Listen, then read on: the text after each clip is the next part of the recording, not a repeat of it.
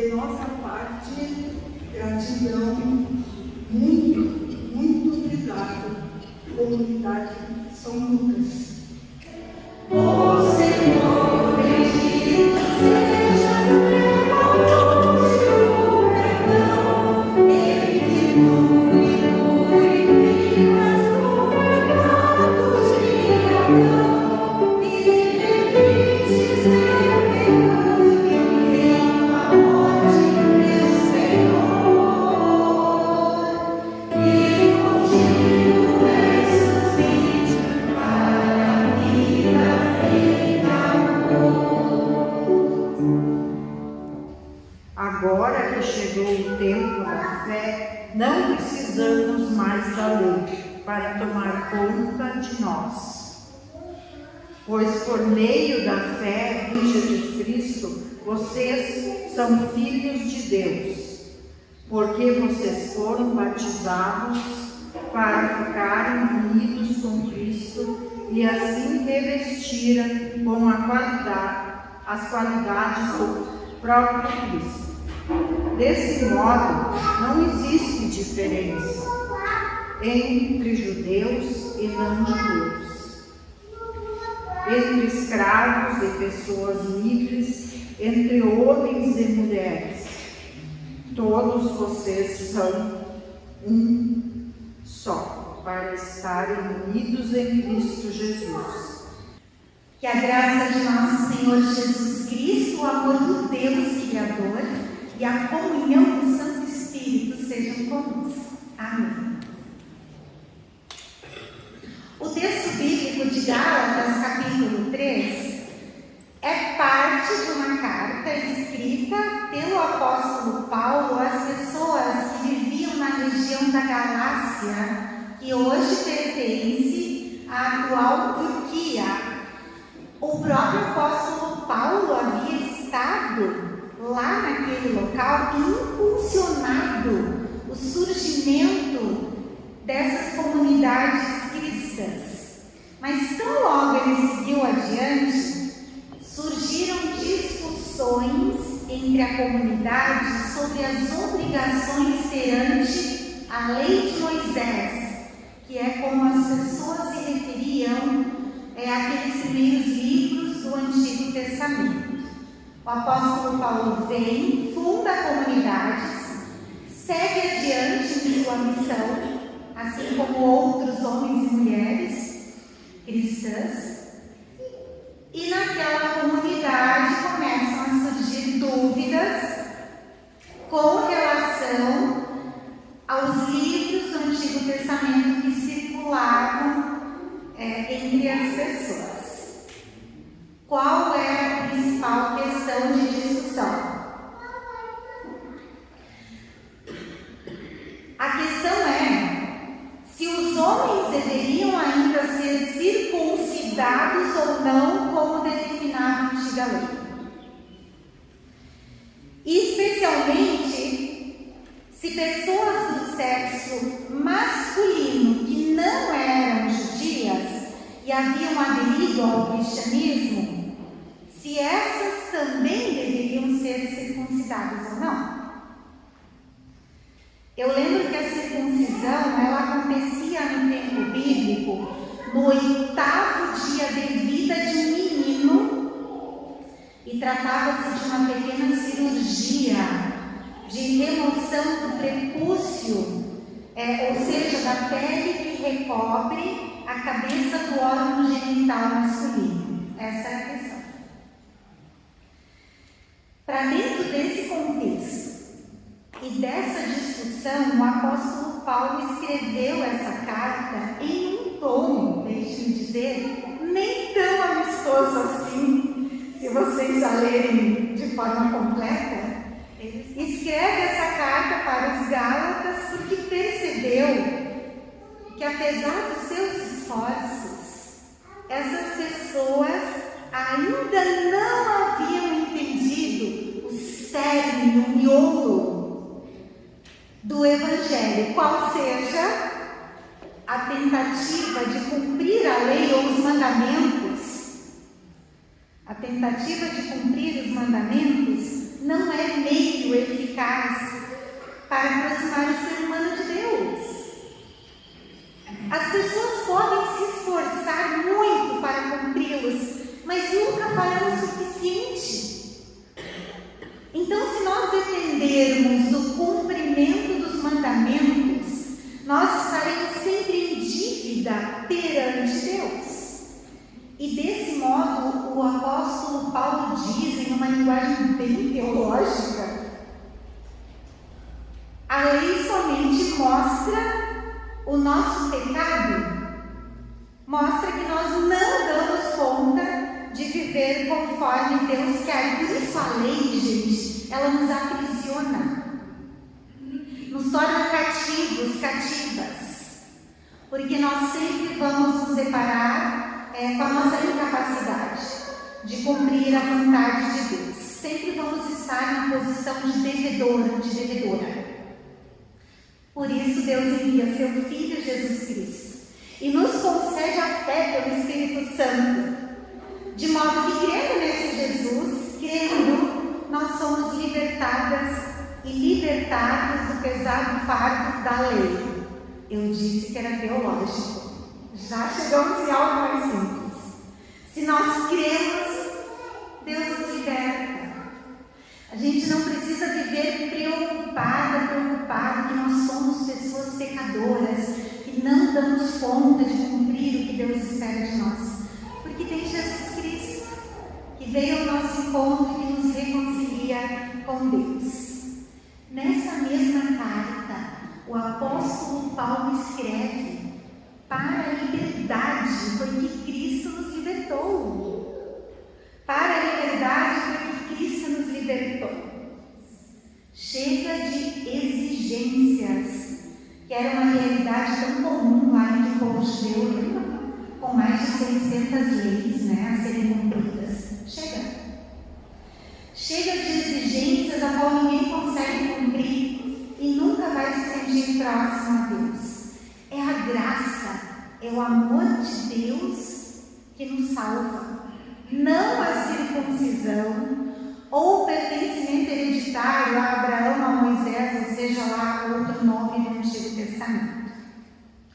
Essa teologia resgatada pelo apóstolo Paulo a partir de Jesus, ela dá uma guinada total na vida das primeiras comunidades. Basta crer, basta ter fé e então está dado o pertencimento ao povo de Deus, porque não são as pessoas que alcançam algo por seu mérito, mas é Deus quem age em favor delas. E mais do que isso, não pela circuncisão, mas, olhem só, pelo batismo, que inclui realmente todas as pessoas e não somente os meninos ou os homens. Pelo batismo, Deus nos permite passar de escravos e escravas da lei para uma nova realidade, a de filhos e filhas. Pelo batismo, não existe categoria melhor ou pior de pessoa cristã, alguém que esteja mais ou menos perto de Deus. Todas e todos nós dependemos igualmente da graça de Deus. Conclusão do apóstolo Paulo a partir de Jesus. Essa verdade, queridas, queridos, ela tem consequências para a nossa vida cotidiana. E muito. Vejam que em Gálatas 3:28, o apóstolo Paulo diz: em Cristo não há diferença entre judeus e não judeus, entre escravos e livres, entre homens e mulheres. Todos vocês são um por estarem unidos com Cristo Jesus. No tempo de Jesus, Jesus era judeu. No tempo de Jesus havia uma série de orações que eram recitadas em determinadas horas do dia pelo povo judeu. Os homens judeus livres agradeciam por não serem gentios, pagãos, por não serem escravos e por não serem mulheres. Agradeciam por não haver nascido gentios, escravos e mulheres. Vejam a distinção social explícita nessa oração e a categoria de melhor e de pior que ela revela. O batismo faz uma reviravolta nessa compreensão, porque ele reconhece que todas as pessoas estão na mesma condição diante de Deus. Todas são devedoras aos olhos da lei, mas todas são reconciliadas pela fé e têm o mesmo valor. Por isso, na comunidade cristã, a partir do batismo, não pode haver diferença de qualquer ordem entre as pessoas, nem por gênero, sexo, nem por gênero humano, nem por classe social, nem por raça, nem por geração, nem por condição física ou qualquer outra. O Evangelho de Jesus, ele é totalmente libertador.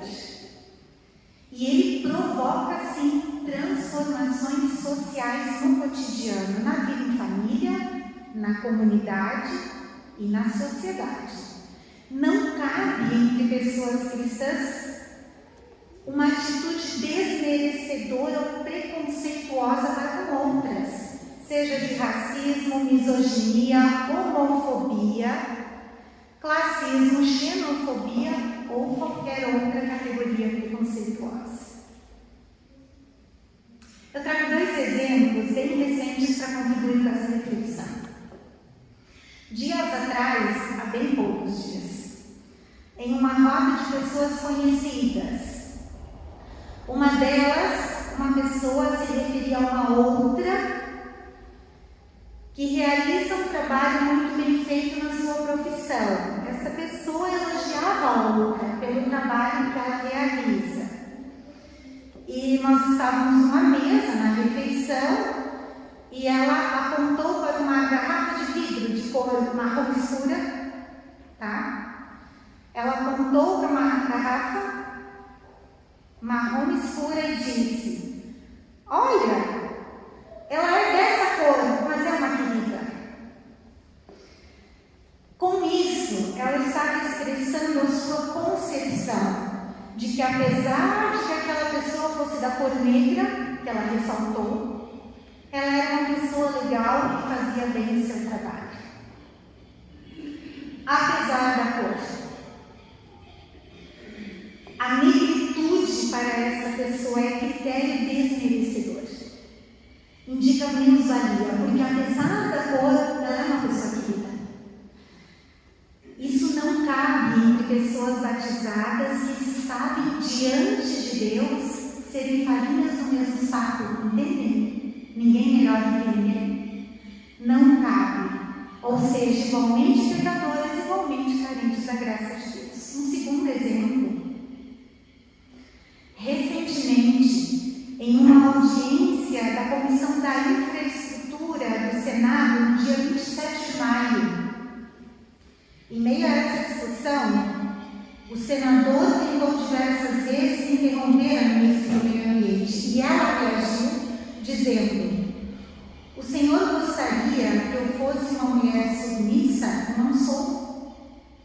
Então ele ordenou-lhe: se ponha no teu lugar. Em português correto, ponha-se no teu lugar. Qual era o lugar que o senador entendia que cabia à ministra? Esses são 2 de muitos exemplos que mostram o mundo em que nós vivemos, que é um mundo preconceituoso que faz diferença de valor entre as pessoas. Logo mais na Santa Ceia, nós vamos ouvir um canto que diz assim: reconciliai-vos com Deus, em nome de Cristo rogamos que não recebais em vão sua graça, seu perdão. Eis o tempo favorável, o dia da salvação. Nós não podemos querer que Cristo nos acolha, falhas e falhas como nós somos, e querer criar diferença de valor para com outras pessoas. Não cabe. A fé se traduz em atitude, Nós somos todos e todas iguais perante Deus em valor, ninguém melhor, ninguém pior, todos dependentes da graça de Deus. Que Deus nos guie, nos ajude a construirmos relações justas em nosso cotidiano, e ao fazermos isso, nós vamos irradiar a luz de Cristo, como nos diz a canção que o coro vai cantar em seguida. Amém.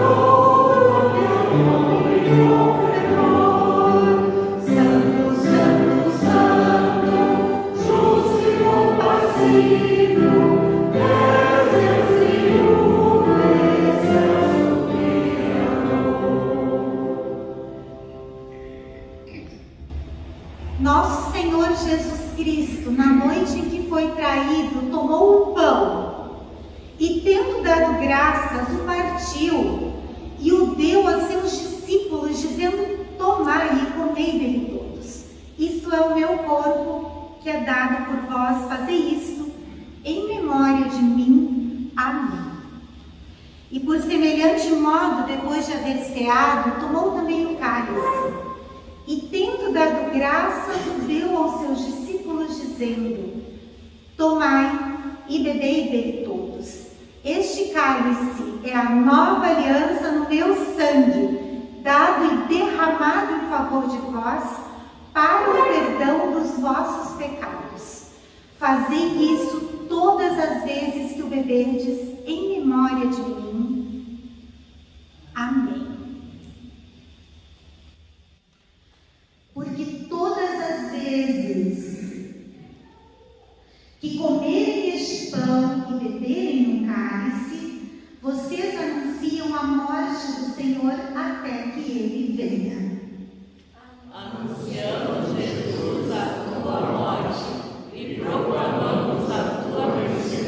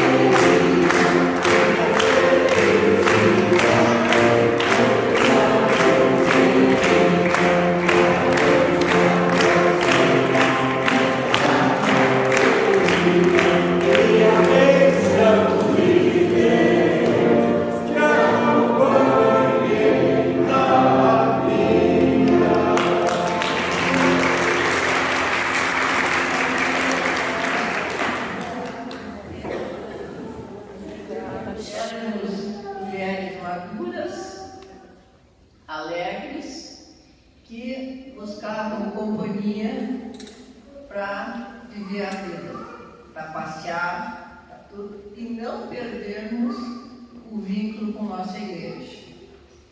Daí foi criado o singular. Passaram-se 32 anos. Hoje nós somos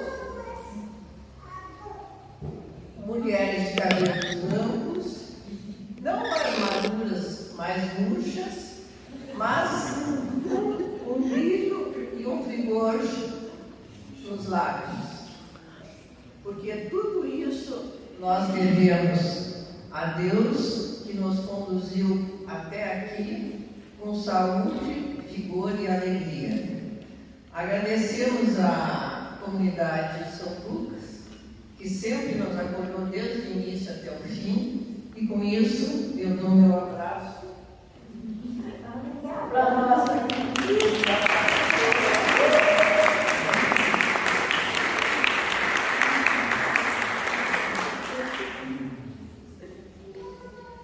Até aqui nos trouxe Deus, nos trouxe o Senhor, é o lema bíblico das singulares, desde que elas completaram 30 anos. E nós cantamos com as singulares que estão aqui conosco, agradecendo a Deus por sua caminhada.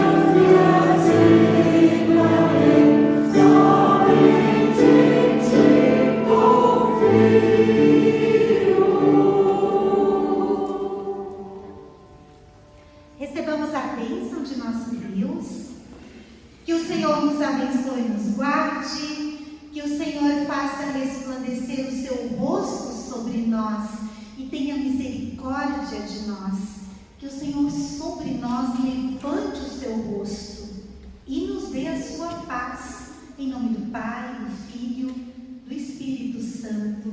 Amém.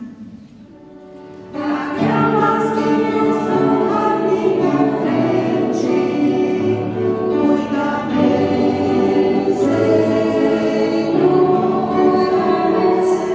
Aquelas que seguem o caminho, cuida bem, Senhor. Aquelas que se encontram ao meu lado, cuida bem, Senhor. E nosso foi também do teu agrado, cuida bem de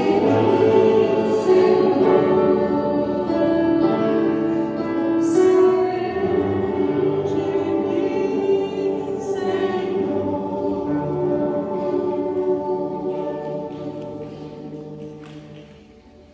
Obrigada por